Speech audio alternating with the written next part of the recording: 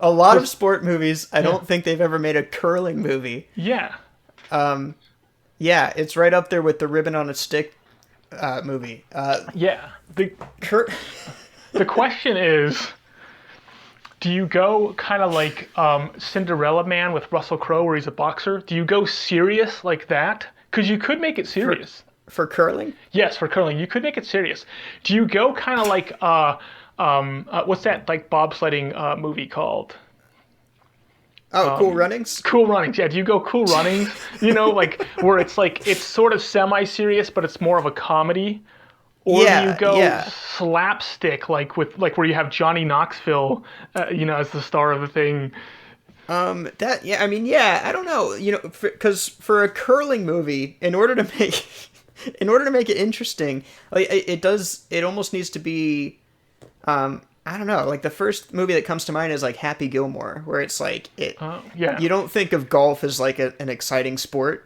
Yeah. But then it's just like there's three people that are out of their element, right? There's like maybe there's a guy who's like a janitor. He's a really good he's really good with a push broom. Oh, okay. That's what and it's it's kind of like like the Mighty Ducks kind of formula, where it's like there are all these people that are not necessarily good at hockey, but they're good at things that are hockey related, and so like they come together to put together like a really great team. There's three people in curling, right? On a curling team. I don't know the sport very well. I think there's two people with the brooms. Right. And then the stone thrower. There's one person with the stones. Right. Okay. So yeah, that I don't know. I think maybe like a Happy Gilmore-esque comedy. Yeah. With like a Mighty Ducks kind of structure. So what would you have though? You basically would have like one person who's really good with the broom because he's a janitor. Right.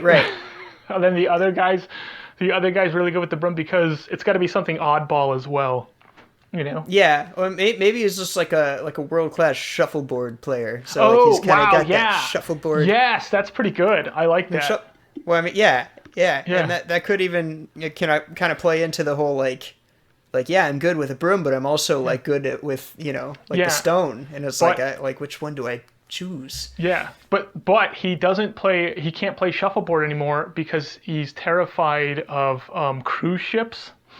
Because there's always a shuffleboard. That's the only place I've ever seen shuffleboard played. He's terrified of cruise ships because he was on the Titanic. He was on the Titanic, and Rose beat him to death with a door. He was on Titanic. He was on the Titanic 2, actually. The second one. You know what? Okay. I've got a little bit of a premise here that kind of helps with it. Taking straight from the classic Mighty Ducks, there's a Canadian coach for curling, and he is kicked out of the the assembly of curling coaches for some reason. He can't coach in Canada anymore. Yeah, he was using a faulty stone or something. Yeah, the stone that they throw. Yeah. So he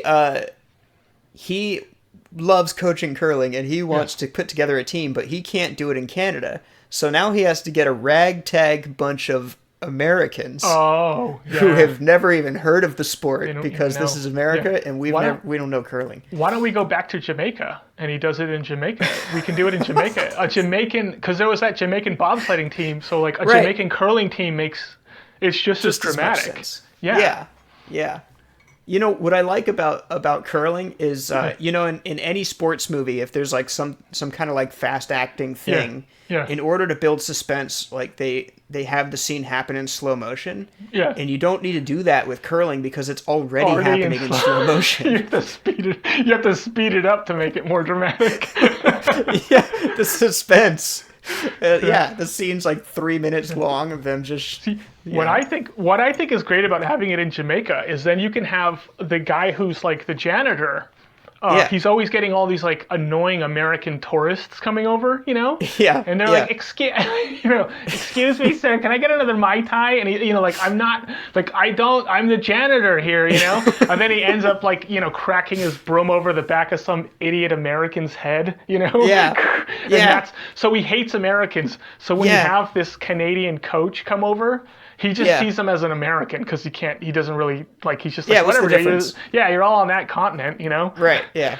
So he just can't stand this guy. So it's really hard for the coach to actually get this guy on board, even though, like, he's so good at, like, doing the broom stuff, you know? So he's the badass that, like, he, like, hits someone over the head with a broomstick and ends up in jail, like, and the night before the big match. He gets bailed out by the coach, you know? Yeah. Like, you could stay in jail, you know? Like, or you could join my curling team. you think you're tough? You're no Debo from you're Dark no Knight. Emilio Estevez. Yeah. A guy's like, you think just because you're dating my mom that you can talk to me like that? That's right. Emilio Estevez was dating the guy's mom. Yeah, terrible Percy's mom from Dawson's Creek. But we're making Mighty Duck references. And then the cool thing is you could have the guy working on the cruise ship. He could actually be working on the cruise ship, but then he's really good at shuffleboard. So everyone's always having him play shuffleboard. But then his cruise ship goes down. Now he's afraid of getting on the cruise ships, and that's the only place that ever has shuffleboard. Yeah. So now he's just like So then, like, then getting him from Jamaica to America is the problem because he's afraid of the cruise ships, and the only way they can do it is by taking the cruise ships. Yeah, you know, like the championships are in Canada. Yeah, because all the planes are grounded. Yeah, the plane. They can't take a plane. They don't have the money to do it. Like, this guy spends his last dime. The coach spends his last dime to get to Jamaica, you know? Yeah. So now, like, they don't have any money to do it. So this guy, we need your cousin who still works on the cruise ship to actually, like, get us on board as stowaways. Yeah. And he's like, I'm afraid of the cruise ships. The last one I was on went down, you know? I'll never play shuffleboard again. Yeah. The stone throwing guy, though, is, I think, like, what do you do with the guy who's actually throwing the, like, stone thing? I don't know. You know, I think I painted myself into a corner a little bit with the shuffleboard thing because the shuffleboard guy, like, he would be really good at stone throwing. I think I like the shuffleboard for the broom though too. You know. Because I think it's kind of funny. Maybe he's just like really good at air hockey, you know, and so he just understands the physics of like gliding stones.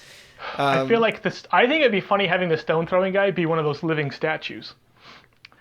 The like people dress up like gold. They just stand there.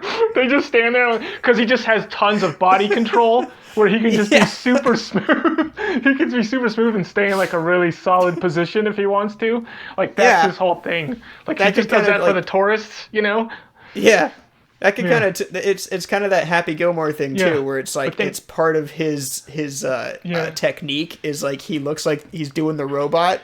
Yes. It's like it's kind of an odd technique, but it ends up working really well. Yeah, are there announcers for curling? I don't know. Yeah, or there'll be scenes where they're just like asking, they'll be like, okay, and they're ready to go, and the guy's just standing there for like a minute.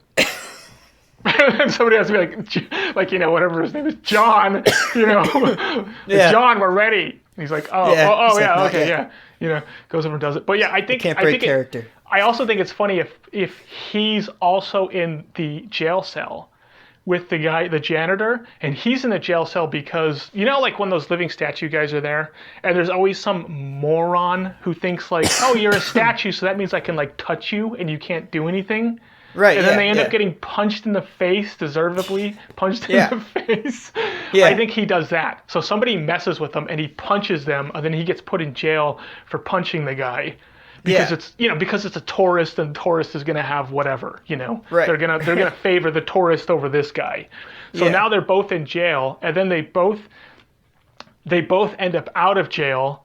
So he bails the one guy out, but this guy comes out with the guy, you know? Yeah. Yeah. And now he's trying to like get in with these guys because he's like, I gotta get off this island, you know? Right. Like I keep getting put in jail for punching these stupid tourists in the face. Yeah. Oh man, yeah. That would be a great movie, though, wouldn't it? It would be, yeah. And I think that like as long as there's a rival, there can't really be a rival for the team, but like maybe for the coach. There's like a rival coach from Canada. Yes. You know, and it's like, oh, like you know, you think you can beat us? You think your Jamaican bobsled team can beat us at curling? Yeah. And then like there could be like a really cool like comeback line, and like the coach is like, you don't have the stones to beat us, or something stupid like that. That's great. That's a great one. Yeah. Why don't you brush off? Cool. You know. But yeah, like, and the guy will so just be like, and but the thing is, like, they don't know their coach is like has been, whatever. He did something wrong. So the rival coach is the first time they find out where the rival coach is like, you betrayed the sport, eh? Yeah, You had your broom, but there was a motor in the broom. The bristles doing like, something. your team was on steroids. It's like, does that make a difference on curling? When you're brumming, I bet it does. Yeah. Just burning a hole into the ground, melting all the ice. I don't understand how it works. Does the brumming make it smoother or rougher? I can't figure it out. I think just based on what I see, it looks like the stone thrower is all about the accuracy. Yeah. And then the brooms are like helping the distance. Yeah. Right? So like left to right, that's all the stone thrower. And does the stone move with the broom? Like does the broom move it? And then the stone kind of gets like caught up in the wake of the broom icings or something? I don't know. The crazy thing about it is that it's actually really fun to watch. Yeah. Like it's fascinating to watch it. And and I think it's because it looks like when you're watching gymnastics and like Simone Biles is flipping like 5 times in the air, you're like, can't do it. Right. But when you're watching curling, you're like, I think I can do that. Or I could want to try it. Yeah, I want, like, it makes you want to try it and you feel like, oh, I could do that. That doesn't look too hard. Yeah. And and it isn't too hard to throw this stuff. I'm sure doing it well is going to be hard, but it's like gymnastics, you can't even approach that. Like right. It's just like every single thing they do is unapproachable. Right. But curling, I'm like, I can use a broom. I can throw a stone. Yeah. I can curl. Yeah. I think that it's just a matter of like how heavy is that stone? Yeah. And I don't know. You look it up, it's in like kilograms or something because it's Canada. It's like I have no idea how heavy that is. It's in stones. It's in that too. It's 1 stone. It's 1 stone heavy. Oh, great. Yeah, thanks a lot. Oh, great. Thanks. Yeah. Oh my gosh, I got 15. That guy's 15 stones heavy. I'm like, what? Why? Like, what? What century are you in? Yeah. Can we maybe use a different? That guy's a bundle. That guy's a full bundle of wood heavy. Wow, a full bundle of wood. What are we talking about? Yeah. Wow. Curling, huh? Wow. Yeah, that wouldn't be a bad movie. I would watch that.